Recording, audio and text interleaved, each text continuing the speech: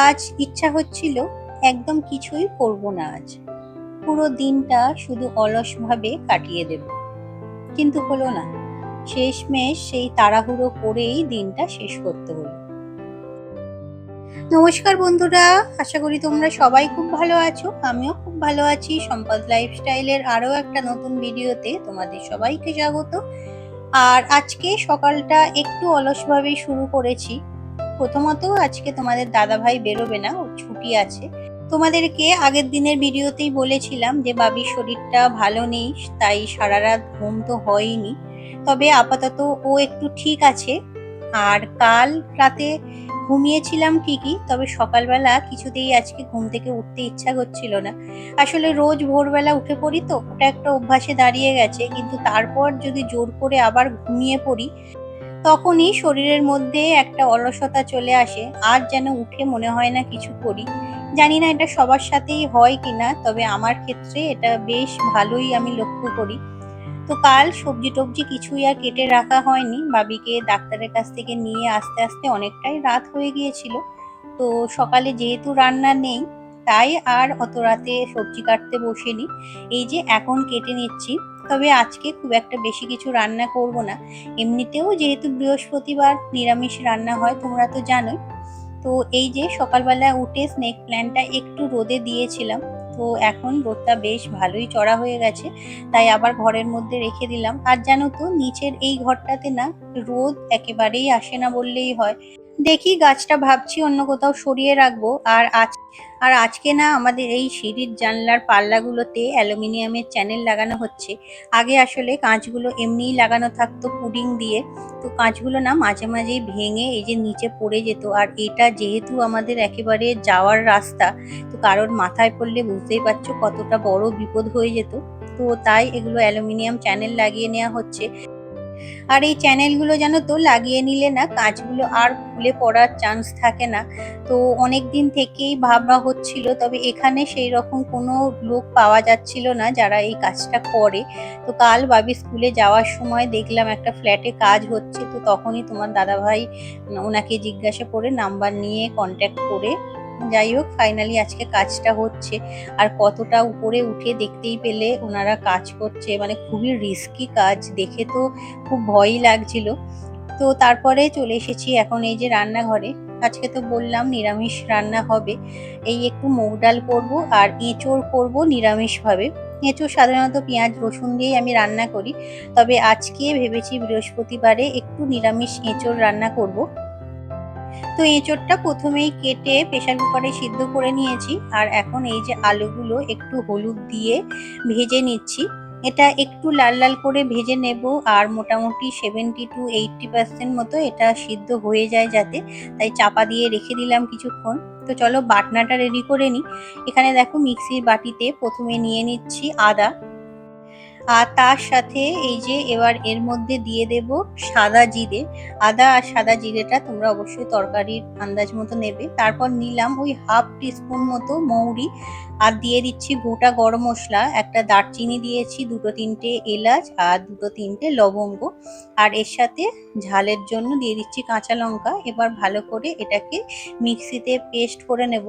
আর ওদিকে আলুগুলো যে ভাজতে দেয়া ছিল সেগুলো মোটামুটি ভাজা হয়ে গেছে, আর অনেকটাই কিন্তু আলুগুলো সিদ্ধও হয়ে গেছে। এমনিতেও যেহেতু ছোট ছোট করে কাটা, তাই সিদ্ধ হতে খুব একটা বেশি সময় লাগেনি। আর এঁচোড়টা তো আগেই সিদ্ধ করে রেখে দিয়েছিলাম। তো আপাতত আলুগুলো তুলে নিই। তো এই কড়াইতে ওই তেলের মধ্যেই প্রথমে দিয়ে দিচ্ছি একটা তেজপাতা আর একটা শুকনো লঙ্কা ফোড়নে। তবে জিরেটা আমি ফোড়নে দেব না। আর এর মধ্যে দিয়ে দেব একটু হিং। যেহেতু নিরামিষ তরকারি, হিংটা দিলে বেশ ভালোই লাগে। আগে না হিং একেবারেই ভালো লাগতো না খেতে, তবে এখন তরকারিতে একটু একটু দিয়ে বেশ খেতে দেখছি ভালোই লাগছে, গন্ধটা ভালো হয়। তারপরে এই যে বাটা মশলাটা দিয়ে এর মধ্যে হলুদ গুঁড়ো, কাশ্মীরি লঙ্কার গুঁড়ো, একটু মিষ্টি, একটু গোলমরিচের গুঁড়ো আর একটু ধনের গুঁড়ো দিয়ে দেব। দিয়ে এবার মশলাটা ভালোভাবে কষিয়ে নেব কিছুক্ষণ। কষিয়ে নিয়ে যখন দেখবো একটু তেল ছেড়ে আসছে, তখন এর মধ্যে একটু টমেটো সস দিয়ে দেব। যেহেতু আমার কাছে টমেটো নেই, তবে টমেটো দিলেই আমার মনে হয় তরকারিটা বেশি ভালো লাগতো। তো আপাতত মশলাটা এদিকে কষিয়ে নিচ্ছি। নিরামিষ দিনে না কি রান্না করব সবসময় মাথার মধ্যে ঘুরতে থাকে। তো আজকে এঁচোড় যেহেতু অনেকটাই বাড়িতে আছে, তোমরা জানোই অনেকটাই এঁচোড় আমার বাপের বাড়ি থেকে এসেছিল।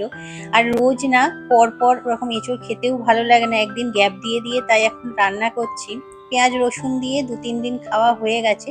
আর আজকে এমনিতেও বৃহস্পতিবার, তো ভাবছিলামই কি রান্না করব। প্রথমে ভেবেছিলাম না সোয়াবিন করব, তবে সোয়াবিনটা না ওরা খুব একটা খেতে ভালোবাসে না। তো তাই ভাবলাম এঁচোড়টা যখন আছে এটাই রান্না করে নিই। তো যে আলুগুলো ভেজে রেখেছিলাম সেই আলুগুলো আর এঁচোড়টা দিয়ে ভালো করে মশলার সঙ্গে কষিয়ে নিচ্ছি। তো আমার আগের দিনের ভিডিওতে অর্পিতা লাইফস্টাইল থেকে কমেন্ট করেছো ছেলেকে সাবধানে রেখো আর নিজেও ভালো থেকো। রান্না, ঘর গোছানো সব মিলিয়ে ভিডিওটা পুরো দেখে গেলাম। ভালো থেকো তোমরা। অনেক ধন্যবাদ অর্পিতা, এইভাবেই পাশে থেকো।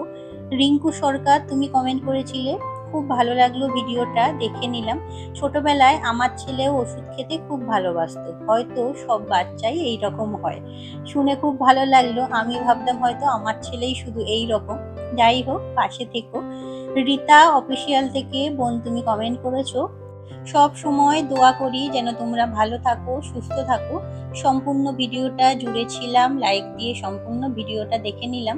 আরো ভিডিওর অপেক্ষায় রইলাম। অনেক অনেক ধন্যবাদ বোন, এইভাবেই পাশে থেকো তোমরা সবাই। আর এদিকে কিন্তু আমার নিরামিষ এঁচোড় রেডি হয়ে গেছে, শেষে একটু ঘি দিয়ে দিয়েছিলাম, আর খেতে কিন্তু দুর্দান্ত হয়েছিল, তোমরা একবার করে দেখতে পারো। আর তারপর এখন উপরে এসে বসে আছি, কারণ এই যে জানলা এখানে কাজ হচ্ছে, উপর নিচ করা যাচ্ছে না। আর আজকে যেহেতু বৃহস্পতিবার ছিল, তো ঘর দোর পরিষ্কার করা মোছা সব কিছুরই একটা কাজ থাকে।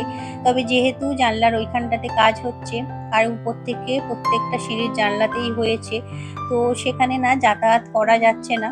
তো সময়টা নষ্টই হয়েছে কিছুক্ষণ, তারপর অনেকটাই বেলা এখন। এসেছি ঠাকুর ঘরে, প্রায় এখন 2টো বাজছে। ঠাকুর ঘরের এই দিকের জানলাটাতেও যেহেতু কাজ হয়েছে, তাই ঠাকুর ঘরেও আসা যাচ্ছিল না, সব কাজই বন্ধ করে বসে থাকতে হচ্ছিল। আর শেষে তাড়াহুড়ো করে এখন এই যে সবকিছু কমপ্লিট করছি। বৃহস্পতিবারের পুজোতে একটু তো সময় লাগেই।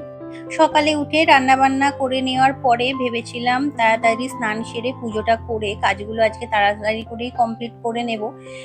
ওদের কাজটা ভেবেছিলাম আরো তাড়াতাড়ি শেষ হয়ে যাবে, কিন্তু অনেকটাই সময় লেগে গেছে। বেশ 2-একটা কাঁচ আসলে খুলতে গিয়ে ভেঙে গেছে। তো তারপর সেই চ্যানেলের মধ্যে লাগানো কয়েকটা জিনিস আবার কিনে আনতেও গেছে তোমাদের দাদাভাই বাইরে। তো ওই সব করতে করতে না অনেকটাই বেলা হয়ে গেছে। রান্নাটা তাড়াতাড়ি কমপ্লিট করা হয়ে গেলেও তারপরে উপরে বসেই থাকতে হচ্ছিল, কারণ কোনো কিছুই কাজ করা যাচ্ছিল না। তো তারপরে ওনারা যাওয়ার পরে স্নান সেরে ঠাকুর ঘরে এসেছি। আকাশ ধীরে ধীরে বহিতেছে মলয় বাতাস, লক্ষ্মী দেবী মনে করি বসি নারায়ণ, বহিতেছে নানা কথা সুখে আলাপন, হেন কালে বিনা নিয়ে আসি মনি। তো বৃহস্পতিবারের পুজো কিন্তু আমার কমপ্লিট হয়ে গেছে। তো এখন নিচে গিয়ে সবাইকে এবার খাবার দাবার দেবো। আজকের ভিডিওটা আমি এখানেই শেষ করছি। আশা করি তোমাদের ভালো লেগেছে। ভালো লাগলে অবশ্যই একটা লাইক করে প্লিজ চ্যানেলটা সাবস্ক্রাইব করে পাশে থেকো। আবার দেখা হবে পরের ভিডিওতে। ততক্ষণ সবাই খুব ভালো থেকো, সুস্থ থেকো আর খুব খুব আনন্দে থেকো। টাটা।